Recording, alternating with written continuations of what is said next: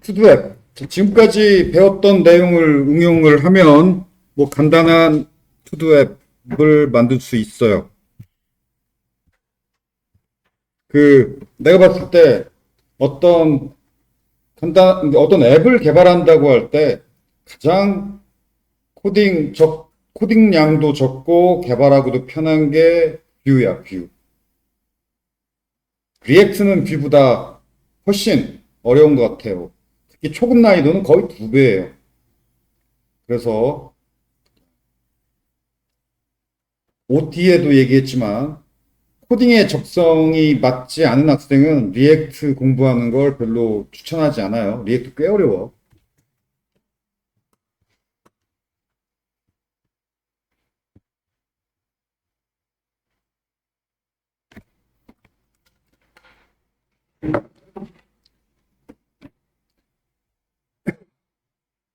뷰가 훨씬 쉽다라는 거.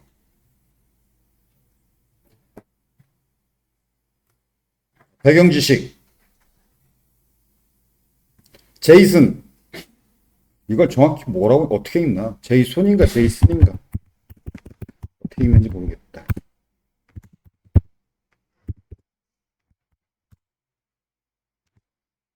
제이선 이렇게 읽는구나. 제이슨. 제이슨. 제이슨.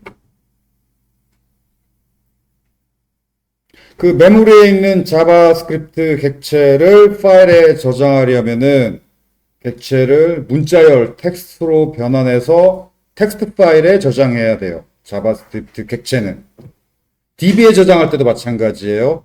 자바스크립트 객체 혹은 데이터를 DB에 저장할 때도 텍스트로 변환해서 저장해요. 그런데 그 텍스트 포맷이 뭐냐? 그 제이슨 포맷이에요. 제이슨 포맷. 텍스트. 그런데 제이슨 포맷이라는 게 뭐냐면 그냥 자바스크립트 소스 코드 문법이라고 생각하면 돼요.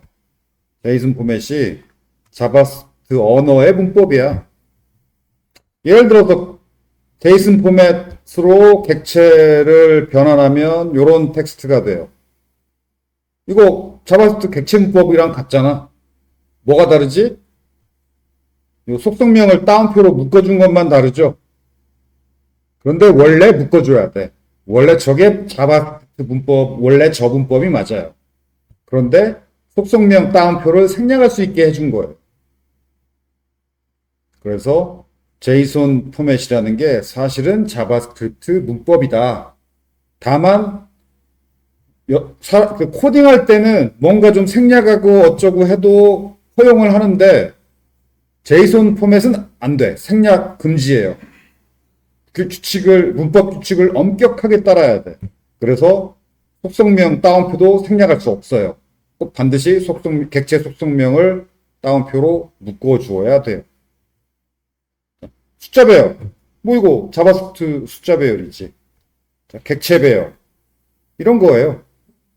그래서 제이슨 포맷이라는 건 그냥 자바스크립트 문법 텍스트 파일이다. 텍스트다. 파일로 저장하면 텍스트. 근데 보통 파일로 저장하기보다는 DB에 저장하지. 보통 자바스크립트 데이터를 저장할 때 제이슨 데이터베이스라고 검색하면 되겠지. JSON 데이터베이스. 그러면 데이터를 이 제이슨도 자바스크립트 object notation, 자바스크립트 객체 문법이다라는 얘기죠. 그러면 어디다 저장하냐? 그쵸. NoSQLDB.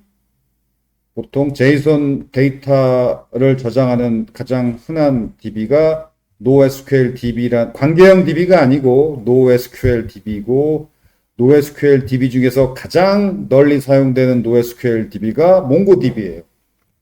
자바스크립트 데이터를 저장하는 전용 DB라고 생각하면 돼요. 몽고DB가. 제이슨 데이터. 오케이. 그러면 자바스크립트 객체나 배열을 제이슨 포맷의 문자열로 변환하려면 어떻게 하면 되느냐? 요거. 요 메소드를 사용하면 돼요.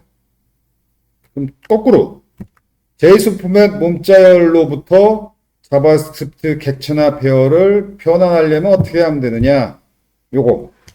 json.parse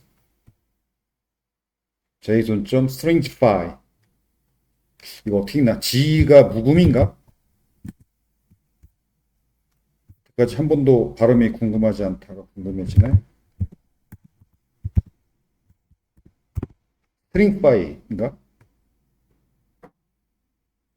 G가 묵음 아니네.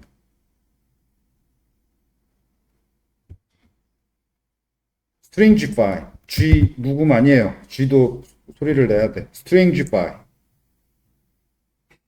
외우기 쉽죠?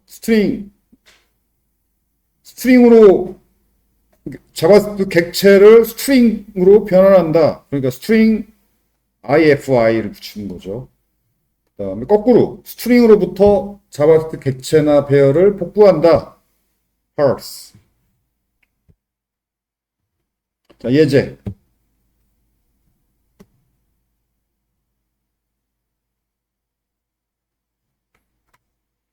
이렇게 하면 이 객체가 문자열이 돼요.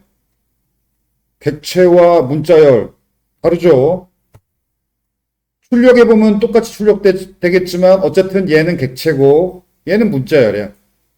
이건 문자열을 출력한 거예요. 문자열. 그 다음에 그 문자열에서부터 객체를 복구. 그래서 이건 지금 출력을 보면 비슷한데 첫 줄은 그냥 문자열을 출력한 거고 두 번째 줄은 객체를 출력한 거예요. 내용은 비슷하지만 문자열은 문자열이고 객체는 객체지.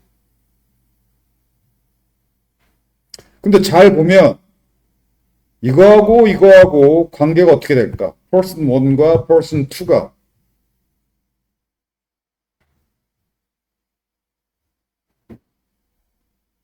당연히 내용은 똑같지. person 1 객체를 제이슨 포맷 제이슨 포맷 문자열로 변환했다가 그 문자열로부터 다시 객체를 복구했어. 복구하면 객체가 생기는 거예요. 이때 객체가 새로 생겨요. person 2 객체가 새로 생긴 거야. 그러면 내용은 똑같아.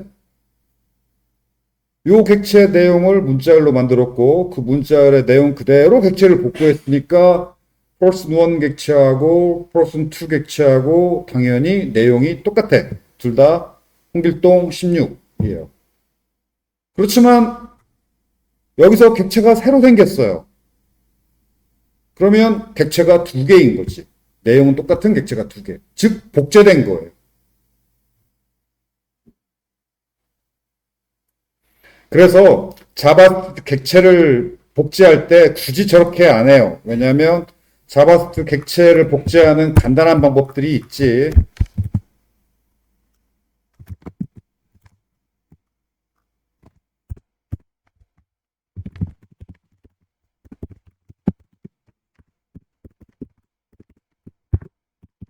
이것도 알아야 돼요. 객체 복제하는 방법.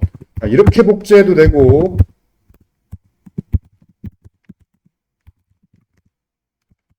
뭐가 있더라? object sign 이거 외울 필요는 없어. 인공지능한테 물어보면 알려줘. 자바스크립트 객체를 복제하는 코딩 요 person 2 복제하듯이 아니면 person 3 복제하듯이 둘 다 똑같아요. 둘 중에 하나 쓰면 돼. 그런데 뭐 코딩이 간결하니까 당연히 사람들이 이 방법을 선호하겠지. 기능은 똑같은데 어쨌든 이게 코딩 간단하잖아. 자바스크립트 객체 복제할 때 이렇게 하면 된다. 이건 기억해 둘 만해요. 종종 필요하니까. 그래서 굳이 이 방법은 안 써요. 그런데 언제 이 방법을 쓰느냐? 객체 배열 복제할 때. 객체 배열을 딥카피할 때.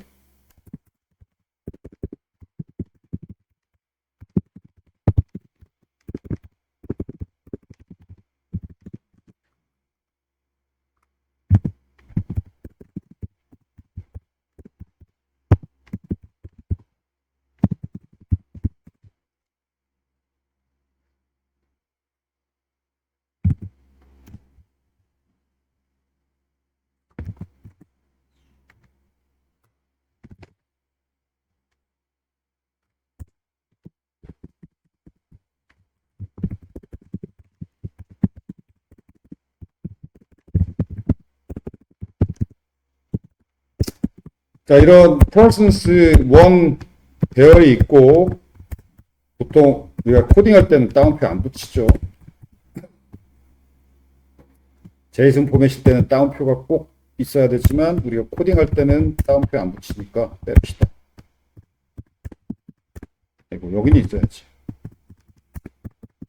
이거 persons one 객체 배열이 있어요. 이걸 쉘로우 카피는 어떻게 하느냐?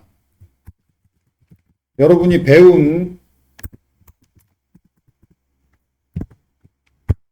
배열 복사하는 방법, 배열 복제하는 방법 배웠죠?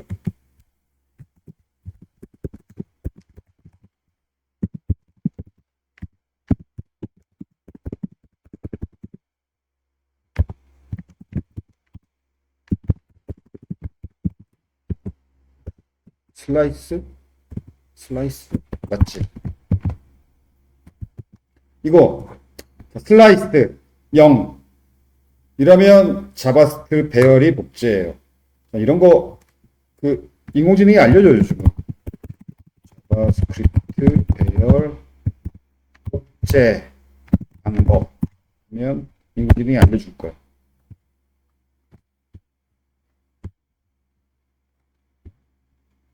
슬라이스 메소드를 안 알려주네. 여기 있다. 알려주네. 슬라이스. 여기 0이라고 써줘도 좋고 0을 빼도 돼요.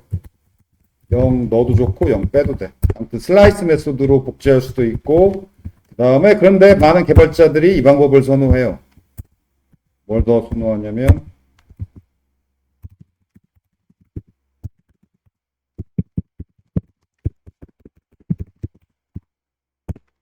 왜냐면 제일 간결하니까. 어차피 이거 세 개 똑같아요. 똑같은데 요게 제일 간결하잖아.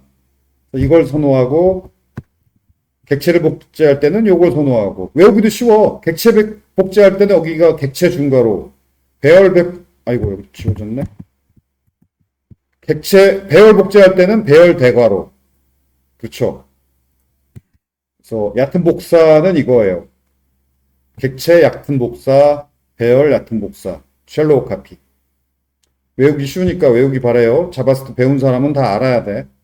자바스크립트 객체 복제하기, 배열 복제하기, 이게 이제 초급 수준이면 몰라도 중급으로 넘어가면 복제할 일이 많아.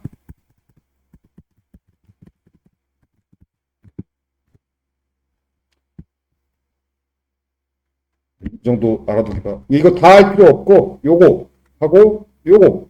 가장 간단한 방법만 기억하면 돼. 자, 그런데,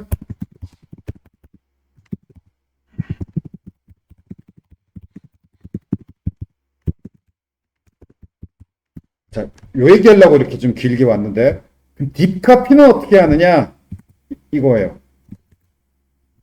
딥카피가 요거야.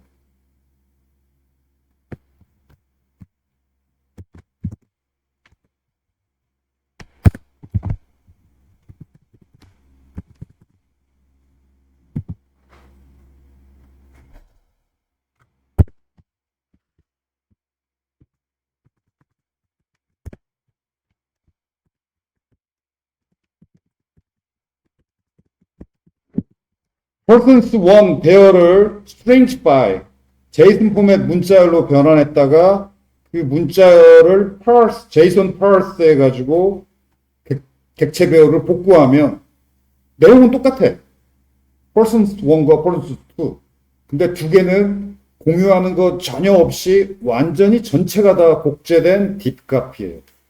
쉘로우 카피는 배열은 복제됐지만 배열 안에 들어있는 객체는 복제 안 돼요. 배열 안에 들어있는 객체는 공유야. 배열 자체만 복제가 쉘로우 카피. 배열 안에 들어있는 것들은 복제를 안 해요. 홍길동, 전우치 이 객체들은 복제를 안 하고 두 배열이 공유해. 이게 쉘로우 카피. 딥 카피는 객체까지도 다 복제. 아무것도 공유하지 않고 전부 다 싹 다 복제하는 게 딥 카피. 이때 요 제이슨 stringify 해서 문자를 만들었다가 그 문자로부터 다시 JSON parse해서 객체 배열을 다시 만들면 이게 딥카피예요. 자, 그래서 딥카피, 배열 쉘로우 카피, 객체 쉘로우 카피. 이 점점점 이렇게 해서 복제하는 건 쉘로 카피야. 그리고 딥 카피 하려면 저렇게 그때 스트링지파이하고 parse 하면 돼요. 그러면 딥 카피. 기억해 두기 바라고 이것을 저장을 합시다.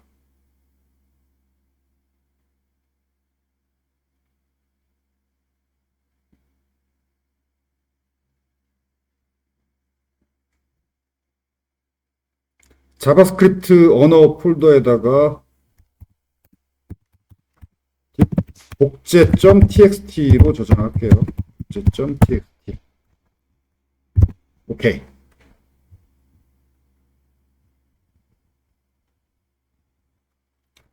로컬 스토리지. 웹브라우저에서 실행되는 앱은 보안 문제 때문에 PC의 파일의 자료를 저장하기 어려워요. 막혀 있어요. 인터넷 악성 코드가 여러분 PC에 있는 파일들을 훼손할 수 있기 때문에 웹브라우저에서 실행되는 자바스크립트가 그 웹브라우저 바깥에 뭐 디스크랄지 뭐 메모리랄지 건드리는 것은 막혀 있어요. 그래서 이걸 전문 용어로 뭐라고 표현하냐면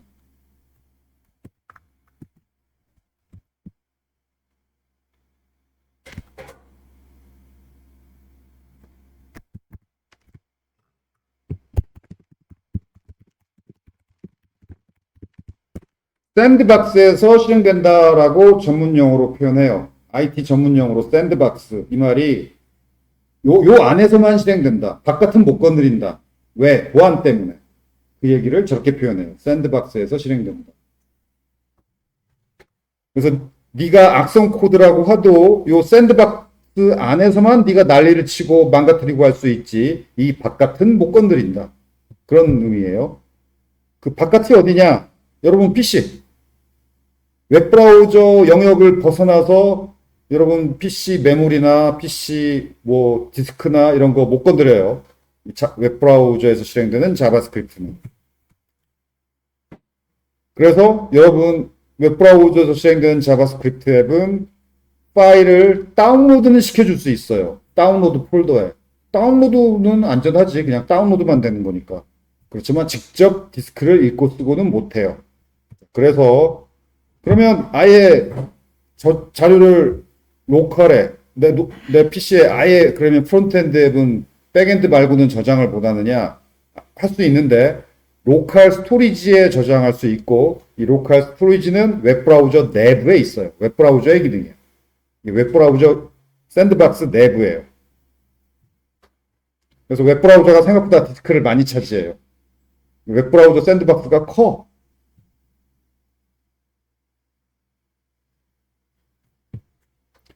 사용 방법은 쉬워요. local storage.set item 이게 저장하기예요. 그리고 키, 그다음에 텍스트. 자, 텍스트 형태로 저장이 되니까 텍스트. 보통 이렇게 local storage에 보통 JSON 포맷 텍스트로 저장해요.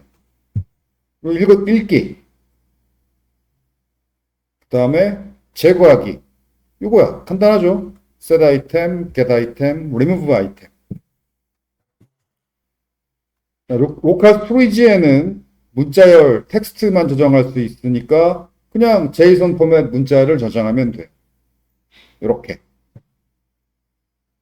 stringify 해서 저장하면 돼요. 객체든 배열이든 뭐든 저렇게 저장하면 되고 읽을 때는 저렇게 읽어서 parse 하면 복구가 되고 저장, 읽기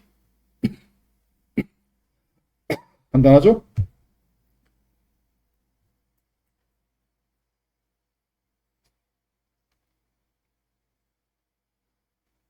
그 다음 또 하나 또 중요한 기능 onbounded 함수.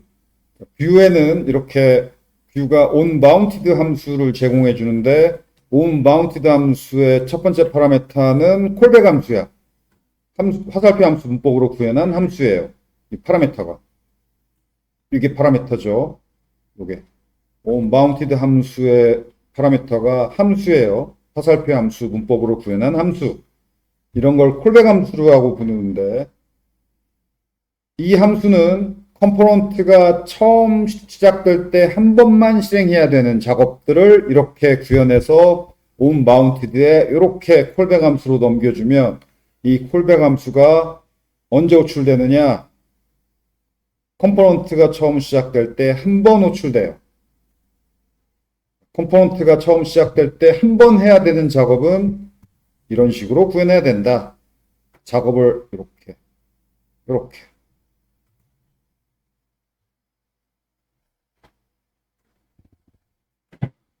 오케이. 여기까지가 배경 지시이고, 자, 투두원 프로젝트를 만듭시다.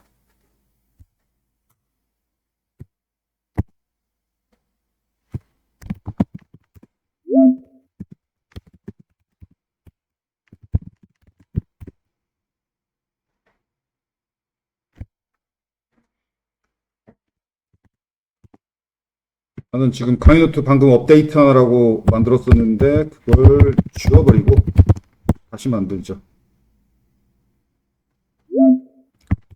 m create latest to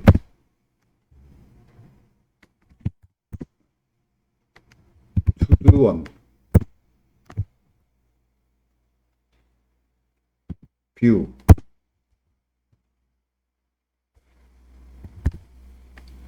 자바스크립트죠. select variant 자바스크립트 선택하면 되고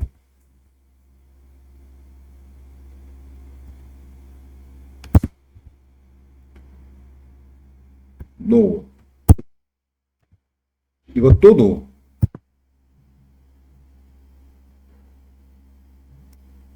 이게 왜 no냐면 이거 yes 선택하면 실행까지 시켜요. 근데 지금 벌써 실행시키면 안 돼. 프로젝트 열고 실행하는 게 맞아.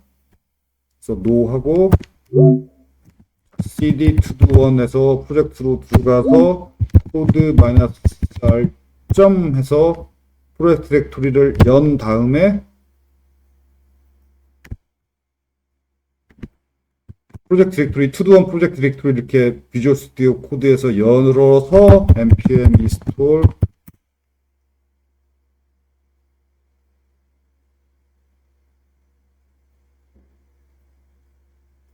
npm run dev 그래서 실행 이게 맞아요.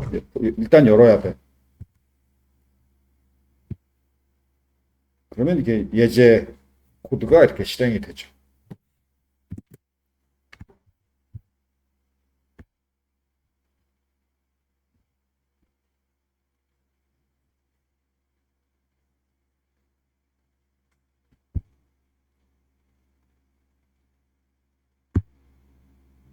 그러니까 지금 이게 이 강의노트 이 프로젝트 만드는 방법 업데이트를 9월 5일에 했었는데 9월 5일에 프로젝트 만드는 방법은 이거였는데 지금 10월이죠.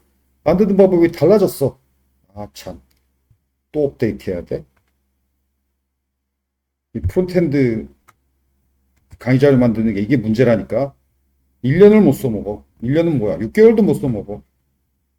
다시 강의노트에 이 내용이 없으니까 다시 시연을 할게요.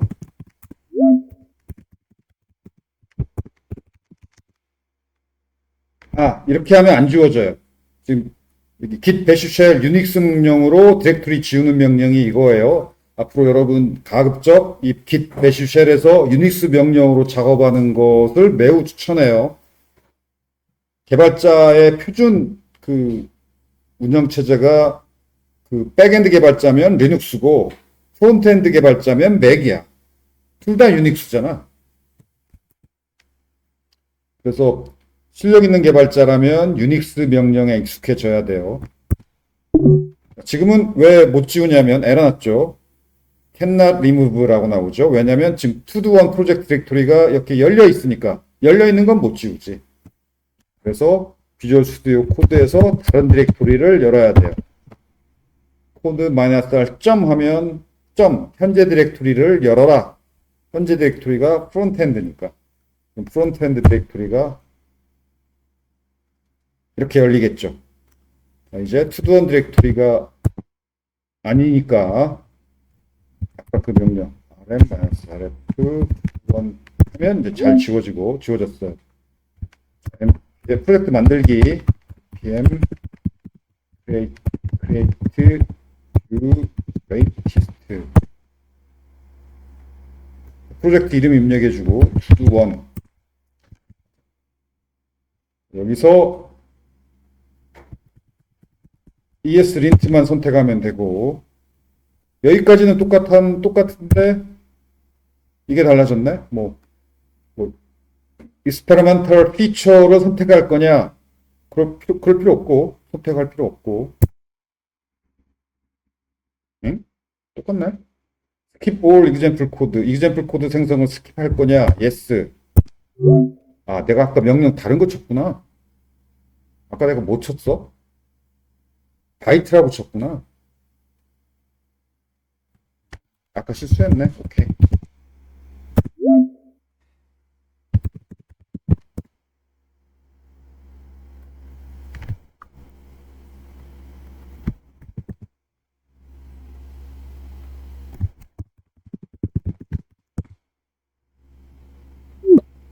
어쩐지 1개월 만에 달라진 게 이상했지.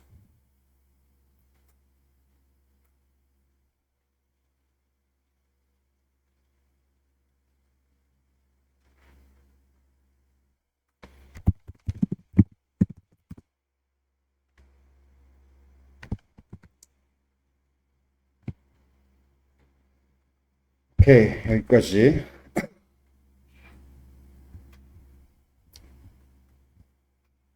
my to do view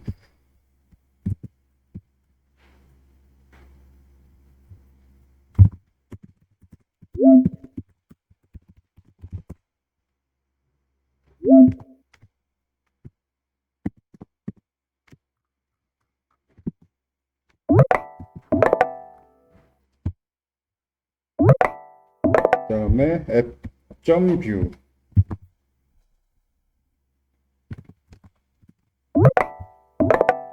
실행을 하면 이거 그냥 객체 배열을 출력하는 첫 번째 기능이고 app.view 코드는 단순해요. 그냥 to-do 컴포넌트를 my to-do 컴포넌트를 출력하는 아주 간단한 구현이고 그다음에 여기 my to-do 컴포넌트도 간단한데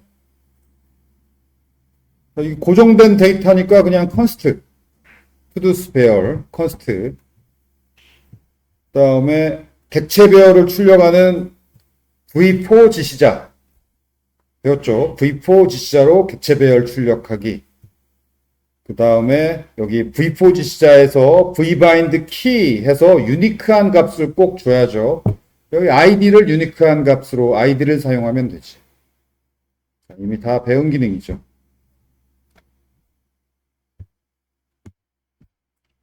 그러면 이렇게 객체 배열이 출력이 됐고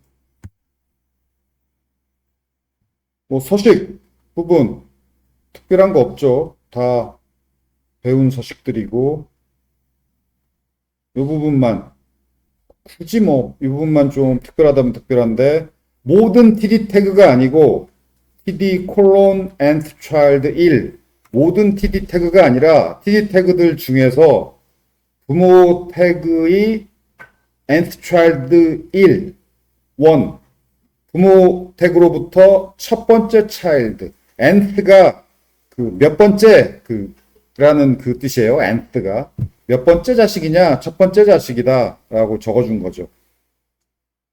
모든 td가 아니라 nth child 1 첫 번째 자식인 td 태그에만 요 서식을 적용해라. 그러면 이거지. 첫 번째 자식이 부모 태그는 tr이죠. tr 태그의 첫 번째 자식인 td 태그죠. 요것만 이 id 요 항목만 텍스트 온라인 센터 카운트 정렬이고 width는 30픽셀이고 여기 타이틀 이쪽 td는 아니고 그래서 얘만 30픽셀로 좁고 가운데 정렬이죠.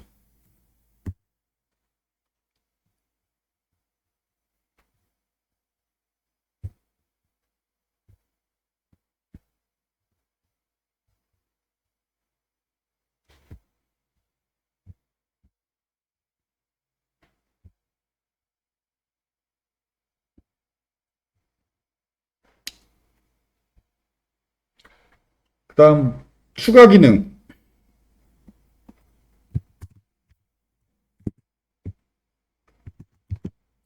여기가 아니지.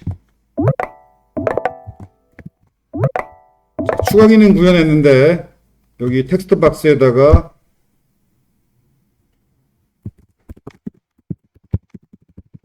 이렇게 입력하고 추가 버튼 누르면 목록에 이렇게 추가돼요.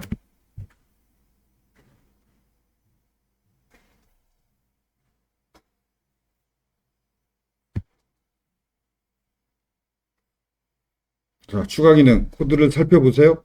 다 대부분 배운 기능이긴 한데 배운 기능들을 종합해서 이렇게 추가 기능을 구현했어요.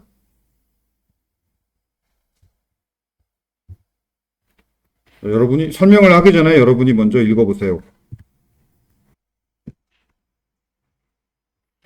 자, 이제 투두스 배열이 정적인 그냥 평범한 배열이면 안 되고 래프 반응형 객체여야 하죠. 왜냐하면 항목이 추가되면 즉시 다시 렌더링 돼야 되니까, 즉시 다시 데이터가 변경되면 즉시 다시 렌더링 되는 거. 이게 반응형 상태죠.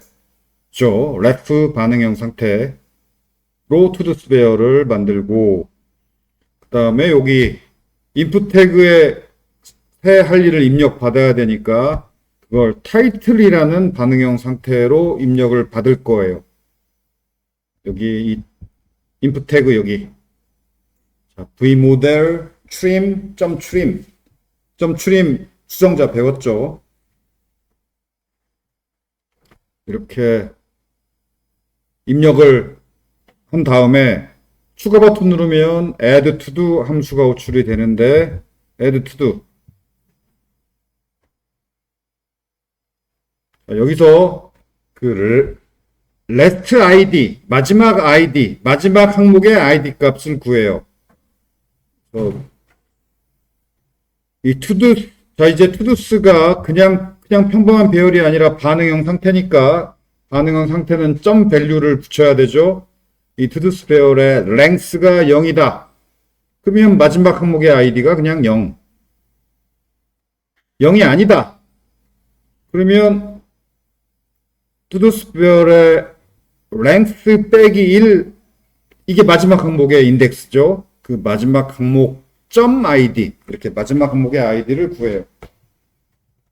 그래서 투두스 배열 점 푸시, 새 항목을 추가하는데 새 항목의 id는 마지막 항목 id 플러스 1, 그 다음에 타이틀은 여기 인풋 태그에 입력한 값, 인풋 태그에 입력해서 이 반응형 상태에 대입된 값. 이렇게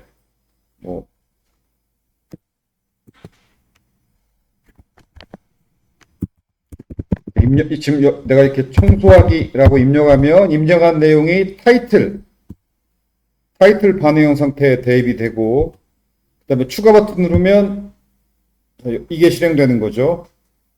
last id 값은 마지막 항목의 id니까 4가 되겠네. 4. 마지막 항목의. 이 투두스 배열의 마지막 항목의 id 4. 그러면 투두스 배열에 푸시되는 건 id 값은 4 플러스 1이니까 5. 타이틀 값은 여기 입력해서 if 태그에 입력해가지고 타이틀 상태에 대입된 값이니까 청소하기죠. 이렇게 4 청소하기가 투두스 배열에 추가되고, 그 다음에 타이틀 타이틀 반응 상태가 빈 문자열이 돼요. 그러면 이 v모델 지시자가 양방향이니까 이 인풋 태그에 입력한 값이 여기에 대입되기도 하지만 이거의 값이 이렇게 변하면 변하는 값이 여기에 채워지기도 해요. 즉 여기에 빈 문자열이 채워지죠. 언제? add to do 이 추가 버튼을 누르면. 자, 그렇게 되죠. 그리고 todo도 그렇고 타이틀도 그렇고 반응형 상태니까 반응형 상태가 변경됐으니까 즉시 다시 그 부분이 렌더링 됐죠.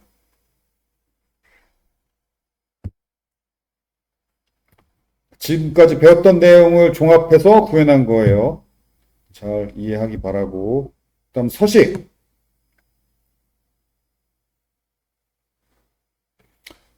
input type text. input 태그이면서 type 값이 텍스트인 태그. 이걸 말해요. 예. input이면서 type이 텍스트지. 이 input type 텍스트한테 내부 여백 0.3, 그다음에 오른쪽 외부 여백 0.5, 그다음에 폭 23. EM은 한 글자 크기가 EM이에요. 즉 폭이 23글자 크기라는 얘기죠. 그 서식이 이 인풋 태그 얘한테 적용이 되고,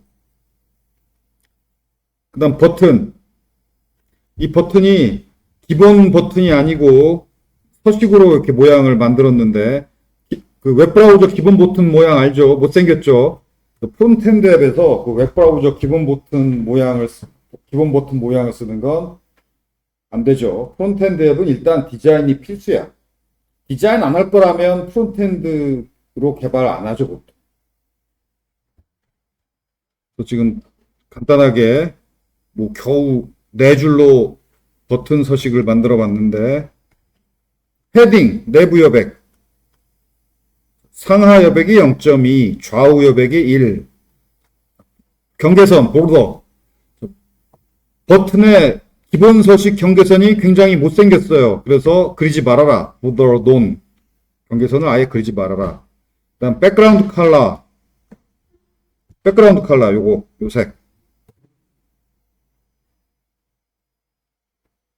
이게 보통 요즘 디자인에서 그 기본, 이게 뭐 저장 버튼이랄지 여기처럼 추가 버튼이랄지 기본 버튼을 프라이머리 버튼이라고 불러요.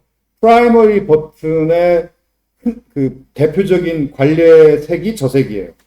기본 버튼. 이제 뭔가 입력하고 저장 누르는 게 기본이고, 뭔가 메시지 보고 확인 버튼 누르는 게 기본이죠. 그런 기본 버튼을 프라이머리 버튼이라고 하는데, 저 색이 관례야. 그리고 저 색의 심층수 코드가 저거예요. 자, 프론트엔드 개발자는 이 색깔을 보면 이 심층수 숫자가 생각이 나야 돼. 그래야 거꾸로 구현할 때 저 색을 쓰고 싶다. 그러면 그 심층수 숫자를 입력하는 거니까. 뭐 심층수 색상표 보고 심층수 찾아서 이렇게 입력하고 그러면, 그런 식으로 개발하면 너무 느려서 개발 못해요. 기본적인 자주 사용하는 색 정도는 심층수 색을 외우고 있어야 돼. 이거 이해하면 외우기 쉬워. RGB잖아. 그러니까 블루가 F니까 풀이고, 그린은 8이니까 중간 정도고, 레드는 완전히 껐죠, 0. 그러면 이 색이 돼요. 오케이. 그다음 박스 섀도우, 그림자. 자, 여기 버튼에 그림자를 그렸죠. 그림자, 박스 섀도우 그림자. 그 다음에 폰트 색은 흰색. 그 다음에 텍스트 섀도우. 아, 여기도 이거 없던, 얘도 여기 추가했구나, 참. 텍스트, 제목에다가도 텍스트 섀도우를 줬고, 버튼에다가도 텍스트 섀도우를 줬는데, 박스 섀도우는 이 경계선 박스의 섀도우예요. 이 사각형 경계선 박스. 지금 이 버튼에도 박스 섀도우 줬고, 여기 이 바깥에 전체 사각형도 지금 박스 섀도우를 줬죠. 근데 텍스트 섀도우는 이쪽에서 잘 보이는데, 이 제목에다가도 텍스트 섀도우 줬어요. 이 텍스트에 은은하게 그림자 있는 게 약간 느껴지죠? 그래서 내가 해보니까 이런 평범한 이런 보통 텍스트에다가 섀도우를 주는 건 지저분해 보여요. 안 하는 게 나아.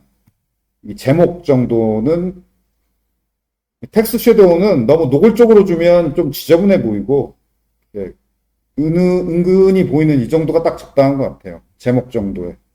제목, 그 다음 버튼. 여기도 흰색 글자 주변에 약간 그림자가 있어요. 그러면 좀 입체감이 보이지. 떠 있는 느낌이 들잖아. 이 박스 섀도우 때문에 이 사각 파란색 사각형도 약간 떠 있는 것처럼 느껴지고, 이 흰색 추가 글씨도 그림자 때문에 약간 올라와 있다라는 게 느껴지죠.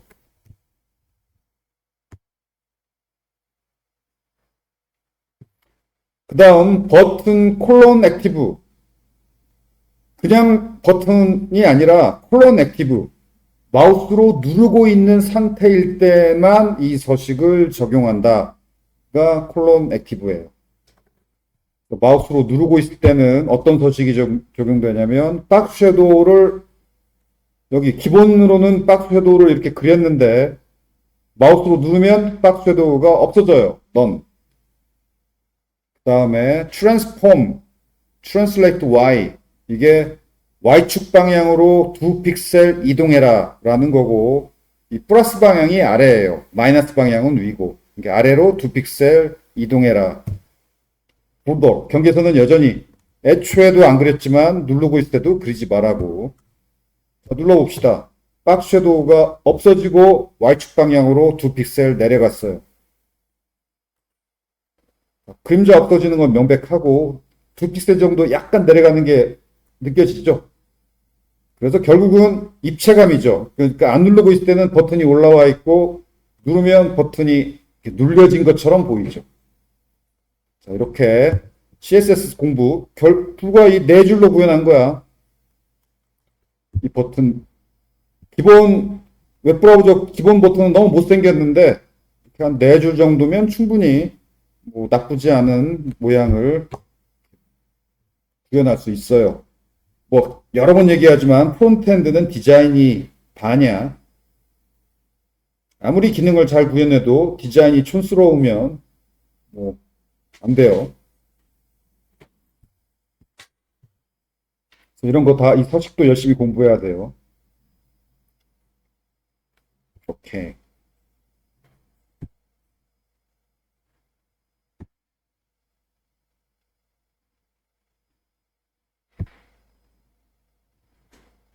이거 알죠? 반응형 상태를 자바스크립트 코드에서 사용할 때는 언제나 점 밸류를 붙여야 되죠. 그래서 여기 타이틀 점 밸류, 투두 점 밸류 이게 다 반응형 상태라서 그래.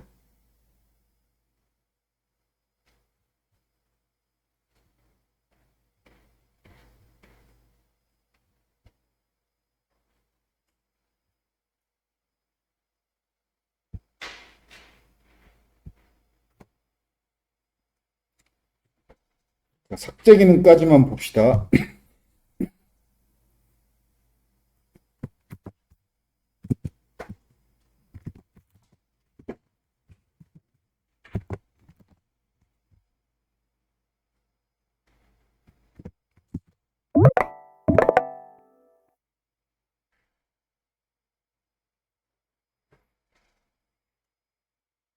여기 오른쪽에 이렇게 이 예제에서는 아이콘 사용 안 하고 그냥 다 텍스트나 기본 뭐 서식으로만 할 거예요. 지금 이거 사실은 여기 X라는 글자가 아니고 아이콘 뭐 휴지통 아이콘 같은 걸 쓸만해. 휴지통 아이콘이 적절해요. 근데 이 예제는 아이콘까지는 하고 싶지 않아서. 아무튼 X라는 이 X 위에 마우스를 갖다 대면 이렇게 색깔이 노란색 배경. 이건 TR 태그 전체가 노란색 배경이 됐지. 그리고 X 글자는 빨간색. 그 다음에 마우스 요 커서는 손가락 모양. 그렇죠? 마우스 커서는 이게 보통 커서는 요 화살표 모양인데 X 위에 올라가면 이렇게 손가락 모양으로 바뀌죠. 서식부터 봅시다. 구현했는지.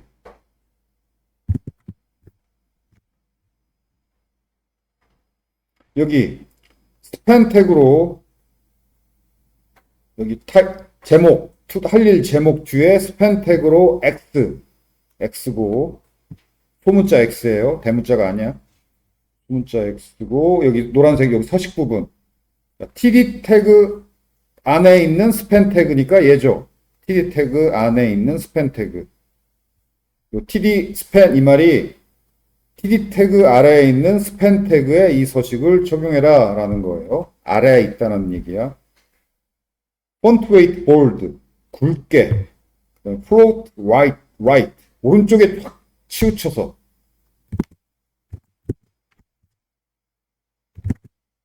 여기 오른쪽으로 확 갔죠? float right예요, 이게. float right 안 하면 제목 옆에 붙어 있지. float right 하니까 오른쪽으로 확 가버려요.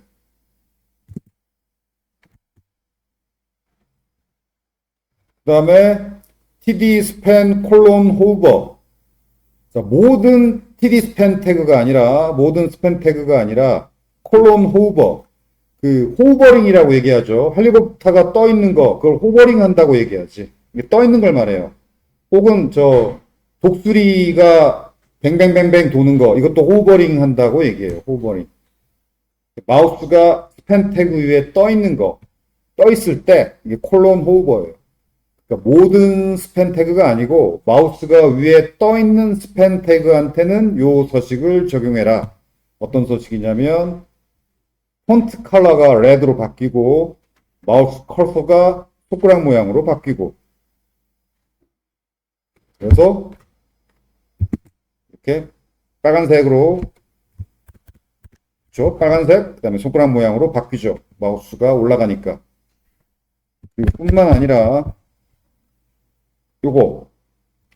이건 tr 태그 서식이에요. tr 태그.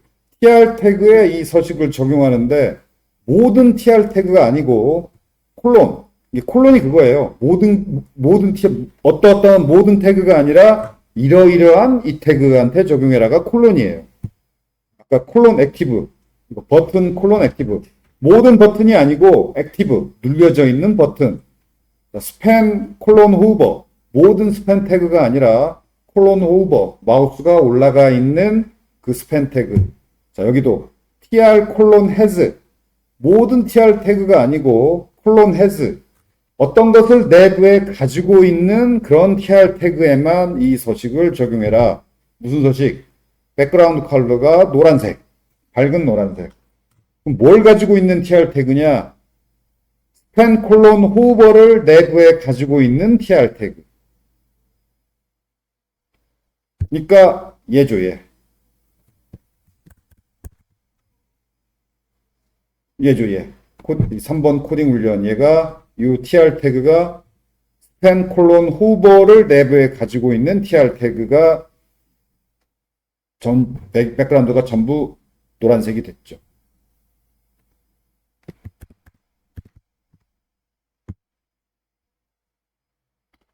이 정도 CS 서식은 여러분들이 능숙하게 구현할 수 있어야 돼요. 그 다음 기능. 이제 요 이 스팬 태그, X 스팬 태그를 클릭을 하면 딜리트 투두 함수가 호출이 되고 파라메타로 이 투두 스페어의 이 투두 항목의 인덱스예요. 이게 인덱스가 넘어가요. 파라메터. 그러면 딜리트 투두에서는 삭제하시겠습니까? 라고 물어봐서 이게 삭제하시겠습니까가 이거예요. 삭제하시겠습니까? 라고 이게 컨펌 대화 상자라고 불러요. 이걸 삭제하시겠습니까? 라고 이 컨펌 대화 상자가 묻죠. 여기서 확인 버튼이나 취소 버튼을 누르면은 이 컨펌 얘가 리턴을 해요. 뭐 당연히 확인 버튼 누르면 true를 리턴하고 취소 버튼 누르면 false를 리턴해요. 또 취소 버튼 누르면 false가 if문이 false가 되니까 요걸 안 하죠. 이걸 안 하는데 확인 버튼 누르면 if문이 true가 되니까 이걸 해요. 스플라이스 배웠죠? 이게 배열에서 어떤 항목 삭제할 때 스플라이스 인덱스 1 하면 배열에서 그 인덱스 항목을 한 개 삭제하죠. 그러면 그 배열이 레프 반응형 상태니까 삭제되자마자 즉시 화면에 다시 그 부분이 그려지죠. 그래서 확인 버튼 누르면 3번 코딩 훈련이 삭제되고 화면이 즉시 반응해요.